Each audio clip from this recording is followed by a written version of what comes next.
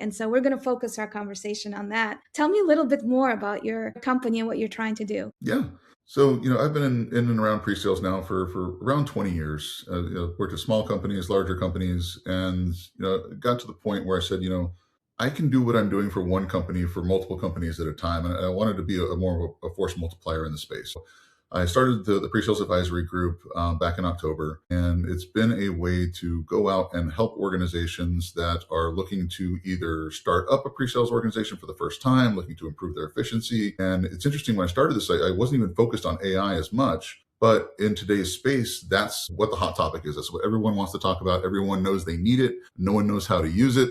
They have budgets for things, but they're not really sure where to apply it. And so what I've been doing, focused on primarily, is helping businesses kind of sift through the noise, figure out where AI is actually going to help them from a pre-sales perspective, the impact that it can make, and getting them up and running in a more sustainable way. So lots of interesting things that are happening with the advisory group at this point, but AI has definitely been a huge focus on it so far. Yeah, and absolutely. You've just recently actually kicked off a training as well that you teach pre-sales teams on how to use AI. And where we're moving forward now that we have AI tools and automation on the back of that is we're getting some of that free time back that allowed us to be closer to the sales team and allow us to be Mhm. closer to the customer. So instead of just being the back-to-back demo person or spending all of our time, putting together customized demos and things, we're able to focus more on learning more about the customer, understanding where their pain points really are on an individual basis, putting together end-to-end stories that are based on value, and kind of becoming that tech liaison again between the customer, the sales team, and kind of all the different parts of the business that were normally kind of disparate. We just didn't have time to talk to before.